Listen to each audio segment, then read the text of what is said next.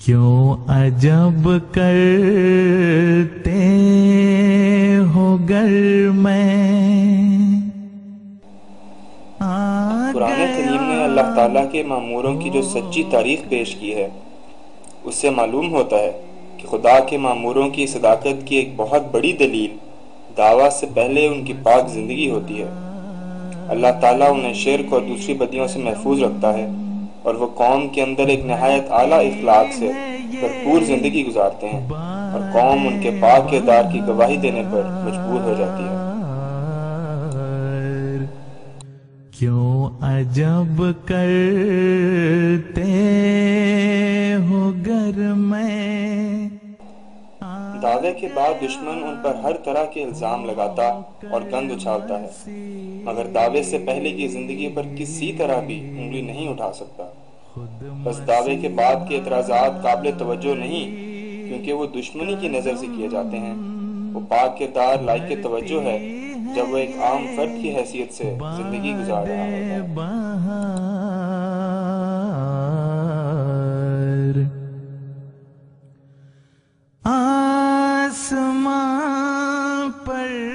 حضرت بانی سلسلہ احمدیہ مرزا غلام احمد قادیانی نے اس زمانے میں خدا کے مامور ہونے کا دعویٰ کیا اور فرمایا کہ میں ہی وہ مامور ہوں جس کا امت محمدیہ 1400 سال سے انتظار کر رہی ہے۔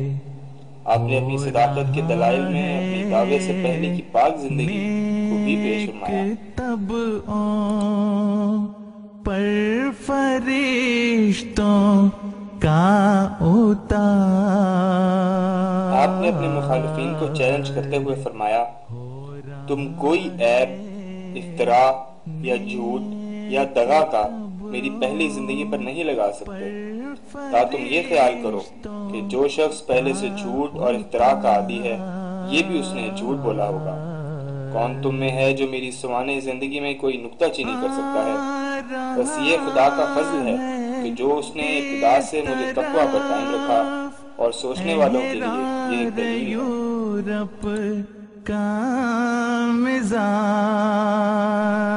پھر فرمایا، میری ایک عمر گزر گئی ہے مگر کون ثابت کر سکتا ہے کہ کبھی میرے منہ سے جھوٹ نکلا ہے؟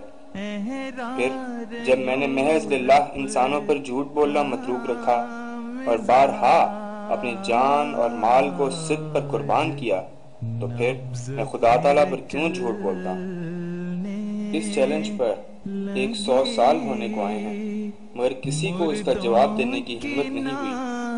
دعوے کے بعد تو مخالفین ہر طرح کے الزام لگایا ہی کرتے ہیں، مگر دعوے سے پہلے کی زندگی پر نہ صرف کوئی انگلی نہیں اٹھا سکا بلکہ بیسیوں لوگوں نے آپ کی پاکیزگی کی گواہی دی جنہوں نے آپ کو دیکھا اور جن کا آپ سے واسطہ پڑا۔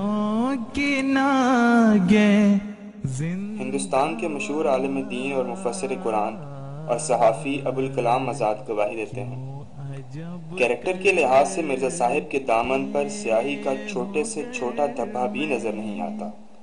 وہ ایک پاک باز کا جینا جیا اور اس نے ایک متقی کی زندگی بسر کی۔ غرض یہ کہ مرزا صاحب کی ابتدائی زندگی کے 50 سالوں نے بالحاظ اخلاق و عادات اور کیا بالحاظ خدمات و حمایت دین مسلمانان ہند میں ان کو ممتاز، برگزیدہ اور قابل رشک مرتبے پر پہنچا دیا۔ مشہور مسلم لیڈر اور صحافی اور شاعر مولانا ظفر علی خان صاحب کے والد بزرگوار منشی سراج الدین صاحب ایڈیٹر اخبار زمیندار گواہی دیتے ہیں، ہم چشمدید شہادت سے کہہ سکتے ہیں کہ جوانی میں بھی نہایت صالح اور متقی بزرگ تھے، آپ بناوٹ اور اختراع سے بری تھے۔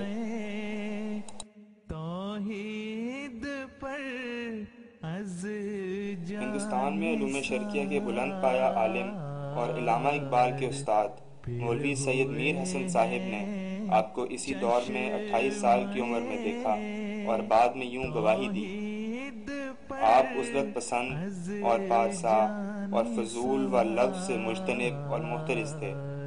ادنا تعامل سے بھی دیکھنے والے پر واضح ہو جاتا تھا کہ حضرت اپنے ہر قول و فعل میں دوسروں سے ممتاز ہیں۔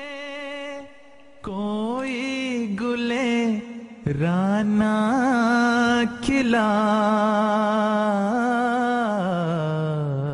کے حق میں گواہی دینے والوں میں آپ کے گاؤں قادیان کا وہ ہندو بھی شامل ہے جس نے بچپن سے آخر تک آپ کو دیکھا۔ وہ یوں کہتا ہے، میں نے بچپن سے مرزا غلام احمد کو دیکھا ہے، میں اور وہ ہم عمر ہیں، اور قادیان میرا آنا جانا ہمیشہ رہتا ہے، اور اب بھی دیکھتا ہوں جیسی عمدہ عادات اب ہیں ایسی ہی نیک خصلتیں اور عادات پہلے تھیں، سچا، ایمانت دار اور نیک۔ میں تو یہ سمجھتا ہوں کہ پرمیشر مرزا صاحب کی شکل اختیار کر کے زمین پر اتر آیا ہے۔ مشہور باکمال صوفی حضرت احمد جان صاحب لدھیانوی نے آپ کے خدمت دین کے بے پایاں جذبوں کو دیکھ کر فرمایا، ہم مریضوں کی ہے تم ہی پہ نظر، ہم مریضوں کی ہے تم ہی پہ نظر، تم مسیحا بنو خدا کے لیے۔ حضرت مرزا صاحب کے پاکیزہ کردار اور اعلیٰ اخلاق کے بارے میں جتنی گواہیاں اوپر بیان کی گئی ہیں ان میں کوئی ایک بھی احمدی نہیں، بلکہ کئی تو حضرت مرزا صاحب کے سخت مخالف ہیں، مگر خدا نے حضرت بانی سلسلہ احمدیہ کے حق میں ان کی زبان سے یہ کلمات جاری کروائے، اور حضور ہی کے الفاظ میں سوچنے والوں کے لیے یہ ایک دلیل ہے۔ جس کی طرف سب نظریں اٹھ رہی تھیں خدا نے اسی کو مسیحا بنا دیا، کہیں ہم اس کو پہچاننے سے محروم تو نہیں رہ گئے۔ سوچو سوچو سوچو اور غور کرو۔